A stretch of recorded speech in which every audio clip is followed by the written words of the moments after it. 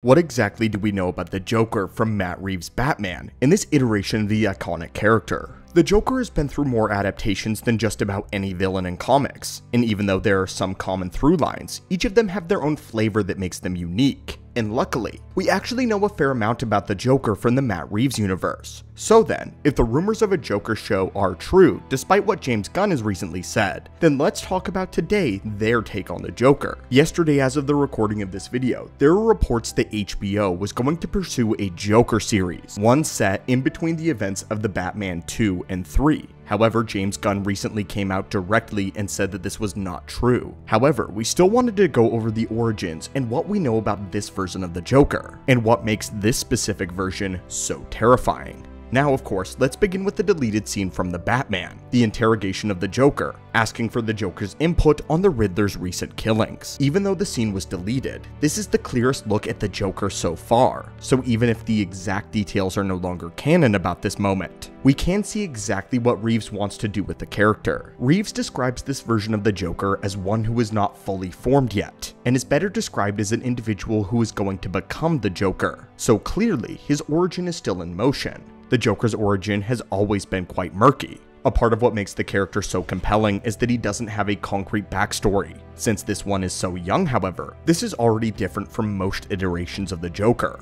First, we can see immediately that he has severe scarring across his face and his head, complete with bleached skin and dyed hair. This scarring, to some, appears to be self-inflicted, while to others may allude to his chemical accident from the comics. In some versions of the story, the Joker's appearance is cosmetic, but in most, he had a terrible accident, usually at Ace Chemical, one that bleached his skin, and this seems to be the case for this version of the character, or at least that's a version that they could be exploring. The most common reason he was there that night is he was involved in a heist, though no one actually knows if he orchestrated the heist or if he were a crew member. In some versions, he was coerced into helping the thieves since he was an employee there. Once the heist was ambushed by the Batman though, the Joker falls into a chemical vat and is permanently disfigured, and it seems like in this version, the chemicals not only bleached, but also burned his skin. We also learned that Batman came to him with the deliberate intention of getting his insight on the killings. This version of the character is a genius, and he has a deep insight into the minds of other serial killers, explaining why he's been locked away in Arkham, although the fact that he is a serial killer has yet to be confirmed. All we know is his relationship with the Batman and his presence in Arkham.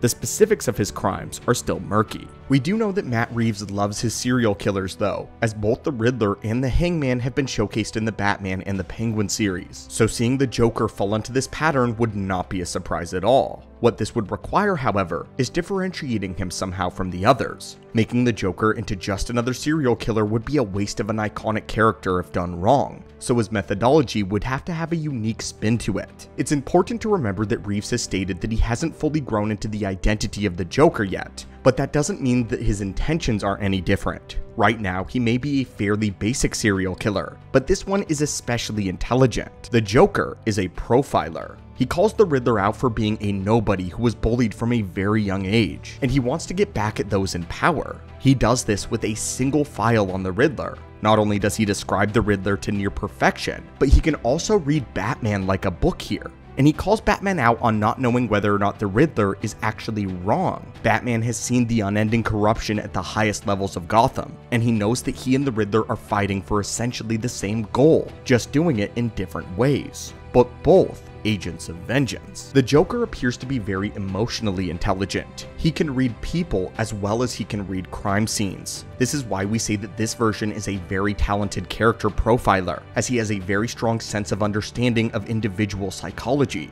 It seems to indicate that he has some sort of backstory of mental manipulation. And since a story with Batman is already established here, we know that he did something big enough to gain Batman's respect to the point where he would come to him for advice. He may loathe the Joker as an individual, but the fact that he came to Arkham specifically for the Joker's input means that he respects the Joker's intelligence. And right now, we can only speculate as to why. Whether this Joker has his prior experience as a professional profiler, whether he has a background in psychology, or whether or not we'll never learn any of this is all unclear. But when we begin to construct his identity going forward, and evaluate what he may end up looking like, when looking at this, I think the term superhero genre is actually a bit of a misnomer. But what if we looked at it more as a setting?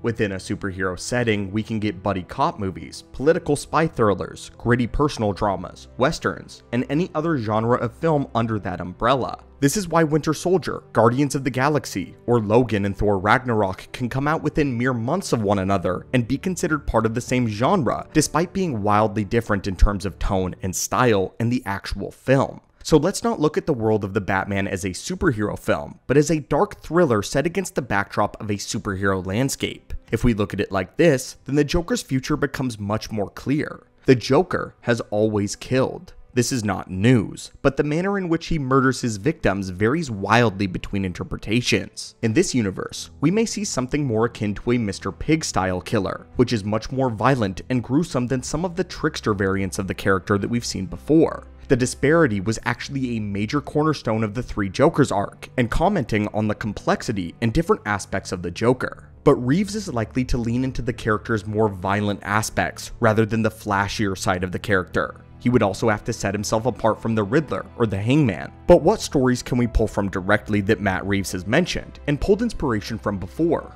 Well, we know that we can from stories like The Long Halloween, Batman Year One, Dark Victory, and possibly No Man's Land. Though No Man's Land story is a little more than a reference right now. If you want a full breakdown on how the universe of the Batman may be setting up a No Man's Land type story, we have a full video on that for you to check out. But in The Long Halloween, the Joker actually took it upon himself to murder the Holiday Killer, the elusive serial killer that had been plaguing Gotham. In true Joker fashion, he believed that the best way to do this was to hijack a plane and gas the crowd at a New Year's Eve celebration. In the Joker's mind, he was casting a wide net to hopefully kill the Holiday Killer, even if several hundred others had to die in the process. Do not take the Joker's spotlight. The Joker's affinity for chemical warfare is not very common in live action at all, so seeing a version of the character go for chemical attacks rather than just another killer would be very compelling, and would be a very dark twist on the character's history. His affinity for profiling doesn't seem like it would help him with dealing with large crowds unless he is analyzing someone that would be impacted by a mass casualty event without actually dying.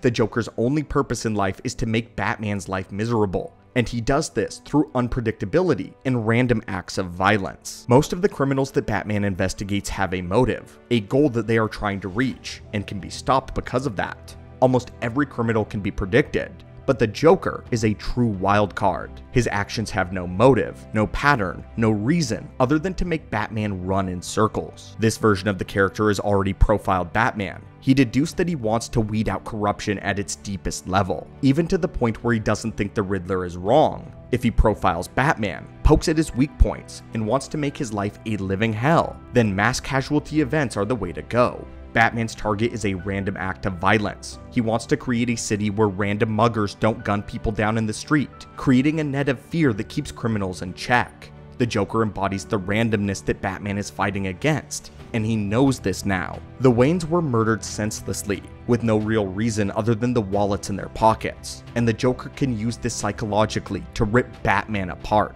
The randomness. A chemical attack on a civilian population would devastate Bruce, and give the Joker purpose. In the story Joker Year One, the death of the Red Hood became something of a myth, and the Red Hood gang disbanded. But stories of their mysterious leader began to circulate. In Year One, we know that this was the Joker, and so far, there has not been a proper live-action adaptation of the Red Hood gang complete with a rich history including the Joker.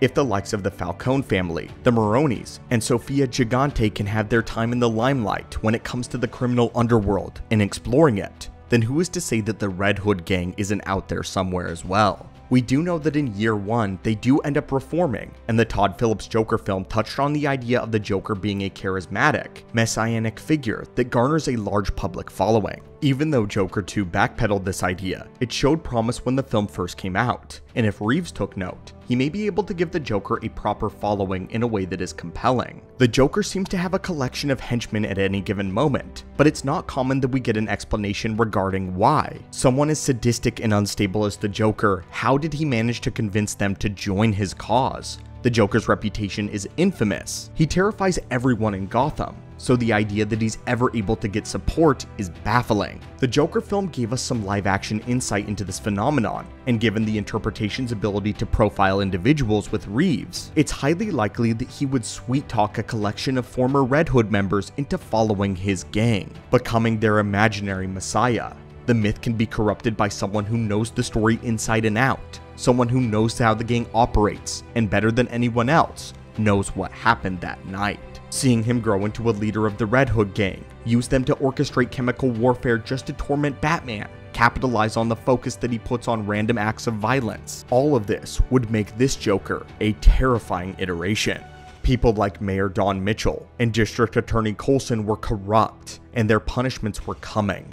The Batman is obviously enraged that they died, but their deaths do not carry the same emotional weight since they were targets who were attacked for their specific crimes. Their deaths can be understood, but randomness like the crime that took Thomas and Martha Wayne are much harder to grasp. A gas cloud over Gotham is that 100 times over, and we would hope that this version of the character finds the Batman's weak point and attacks him at his very core. But anyway guys, what do you think of this adaptation of the Joker? And what do you think we'll end up seeing from him in the Batman Part 2, if he hopefully appears? As always my friends, hit that subscribe button, and I hope you're having a great day.